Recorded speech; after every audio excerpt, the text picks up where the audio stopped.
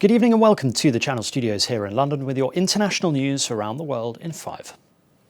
Ethiopia has urged the international community to refrain from what they call unwelcome and unlawful acts of interference in its affairs following calls to end the conflict in the northern Tigray region. Prime Minister Abiy Ahmed has called the military offensive a law enforcement operation. Hundreds of people have reportedly been killed and thousands have been forced from their homes. Aid groups fear the conflict could trigger a humanitarian crisis and destabilise the Horn of Africa. The UN has said it was alarmed by the threat of major hostilities if the Ethiopian army advanced on Tigray's capital, Mekelle, home to around 500,000 people. At least 8 migrants have died after a boat carrying around 35 people capsized when it smashed into the rocks in Orzola, off the northern coast of the Spanish island of Lanzarote. 28 migrants of North African origin were rescued and only 4 bodies were recovered by the emergency services. Video footage showed rescued migrants seated on the ground wearing face coverings as a helicopter flew overhead, continuing to look for the missing persons.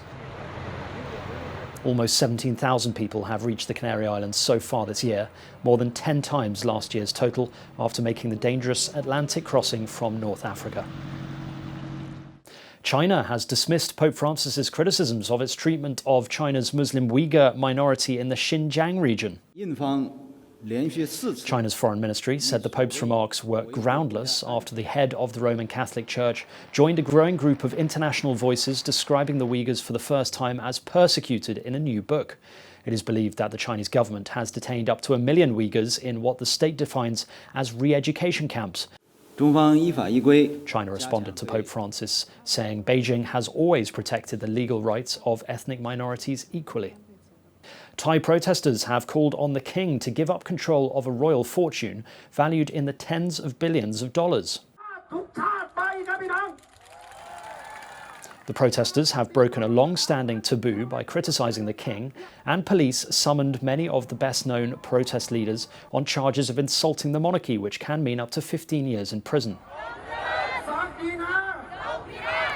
The palace has made no comments since the protest began, but when the king was asked about the protesters recently, he said they were loved all the same. Italians have gathered outside the parliament in Rome to mark the International Day for the Elimination of Violence Against Women, to highlight the increasing rate of violence against women. Waving banners saying, "If they touch one of us, they touch all of us," the protesters demonstrated outside the building of the lower house of parliament. According to a study by the Italian Economic and Social Research Institute, the country's COVID quarantine is creating conditions for increased murders of women by cohabiting family members. 91 women were victims of femicide in Italy between January and October.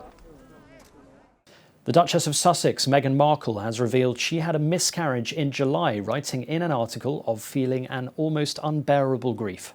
The Duchess told her story in an article published in the New York Times describing how loss and pain has plagued every one of us in 2020. The 39-year-old shared her experience to urge people to commit to asking others, "Are you okay?" over the Thanksgiving holiday in the US. A source close to the Duchess said she and Prince Harry took time to process what happened in July and, having come to appreciate how common miscarriages are, wanted to talk about it publicly. And finally, a mysterious metal monolith has been found in the desert of Utah in the United States. Okay. Who does this kind of stuff? Members of the Utah Department of Public Safety were on a mission to count bighorn sheep in southeastern Utah when they spotted the unusual object in the middle of the desert. The creator of the monolith remains a mystery. Officials have said they will not disclose the exact location for safety reasons. And that's your international news around the world in 5. Now back to the Channel Studios in Lagos.